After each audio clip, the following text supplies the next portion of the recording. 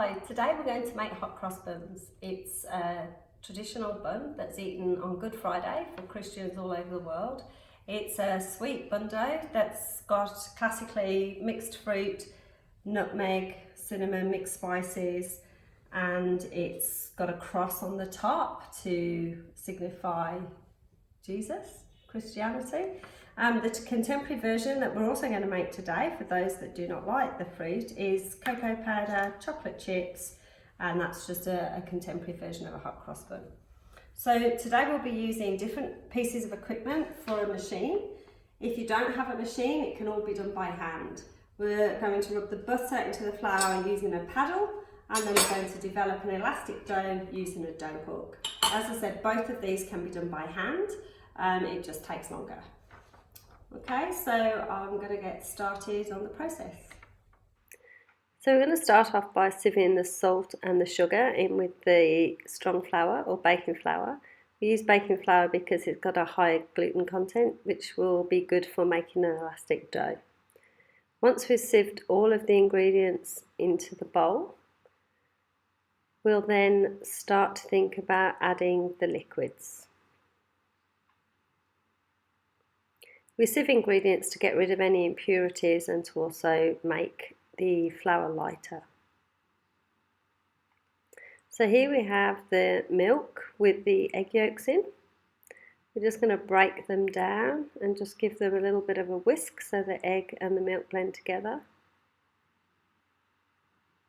The milk mustn't be cold, it must be room temperature, and then we add dry yeast. So we're using dry yeast today instead of fresh yeast. Dried yeast, you usually use half to a third of the amount compared to any recipe that has fresh yeast. It's an ambient product, so therefore it doesn't need to be refrigerated. You can buy it in most supermarkets. So once we've got everything sieved and the yeast ready, we're now going to rub the fat into the flour using a K-beater.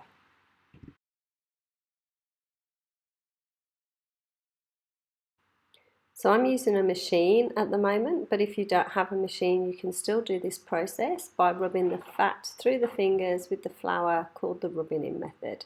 All we're doing is getting rid of all the lumps of fat into the flour before we change to a dough hook and add the liquids. This is the dough hook, and this is what we're going to use to make the elastic dough. Make a well in the bottom of the bowl so that the liquid can be absorbed easily from the bottom.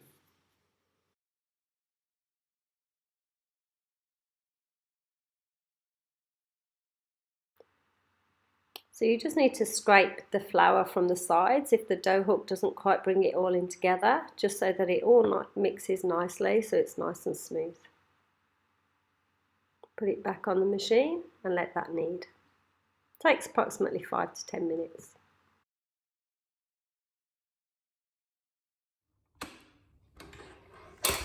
So once the dough comes together, this is where, if you didn't have a machine, you could knead it by stretching out the gluten and making sure that the dough is a nice developed dough. So you can do this by hand. And you just keep going until it's nice and smooth and it's got a nice smooth texture. Or you put it back on the machine and let the machine do that for you.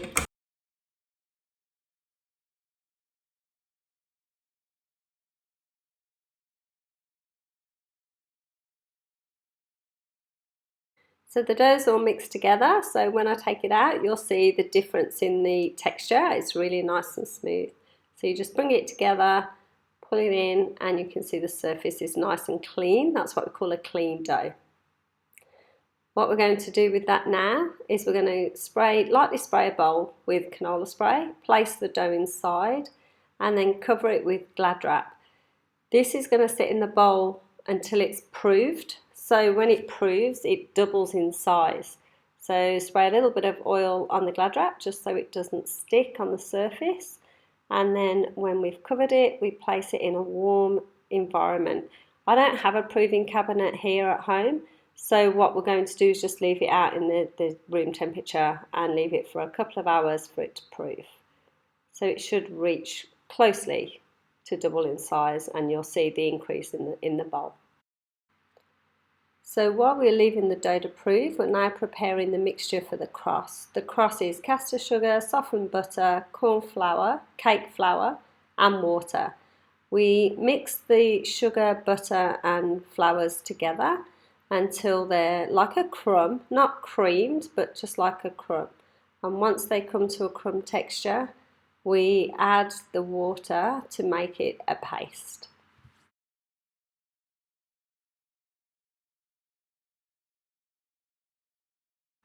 So now we've got a nice crumb texture, we're going to add the water. So we're going to add approximately 30 mils, but I've got a little bit extra. As I add it, I stir and check the consistency. It shouldn't be too runny or too thick because we're going to pipe it across the top of the bun. So you have to check for consistency before you add extra. So once all the water's added, I'm going to check and see if it drops off the spoon.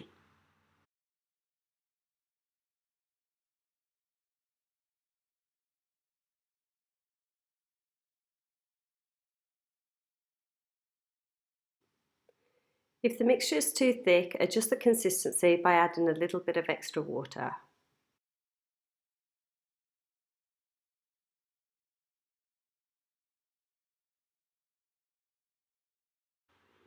To check the right consistency, it should just stretch off the spoon, which is good.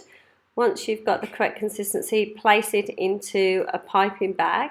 You don't need to use a nozzle, but when you put the mixture in the bag, make sure that it's not all at the sides because you don't want to waste the mixture, it's just a small amount.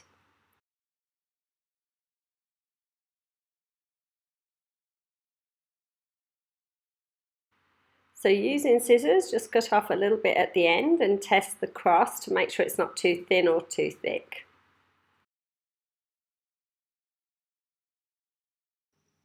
Now the dough's doubled in size, we're going to scale that out between two different varieties. So we turn the dough out onto a floured bench, being very gentle not to overwork it. When the dough degasses, it just releases carbon dioxide, which is part of the fermentation process. So we're just cutting it in half. Half is for the fruit variety, which is classical, and then the other half of the dough is for the chocolate chip and cocoa. So the first half of the dough goes into the bowl with the mixed fruits and spices, and then it's kneaded together very gently until all the fruits combined. Do not overmix this because it will tear all the fruit if you use the dough hook for too long. So once you've mixed all of the fruit into the first half of the dough, you then take the other half and add the cocoa and chocolate chip to that. You then scale and measure and mould the dough in exactly the same way. So once you've mixed it so far on the machine, you take it off and you actually blend the rest of the fruit in by hand. This way it stops all of the bruising.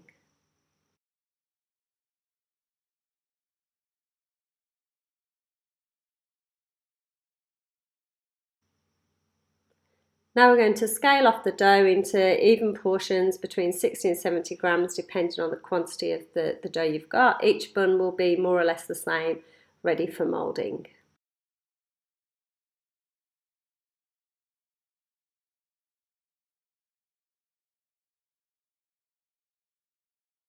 To mould the dough, take two pieces, press firmly with the palms of your hands and rotate, cupping your hands to get a nice smooth surface.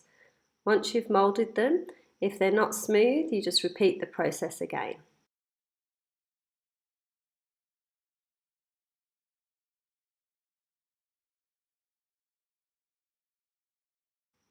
Once the dough's moulded, you space them out evenly on a tray, leaving enough space for them to prove. Remember, they're going to almost double in size, so you don't want them to stick together. Cover them with Glad wrap or a damp tea towel to prevent them from skinning while you leave them in a warm environment to prove. Once the hot cross buns are proofed, pipe the crust neatly across the top of the bun.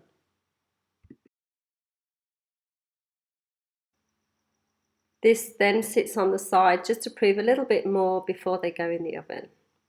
You always make sure you put the cross on after the bun is almost ready to be baked. If you put it on before you put it in a proving cabinet, the paste will melt and it will look ugly when it's baked.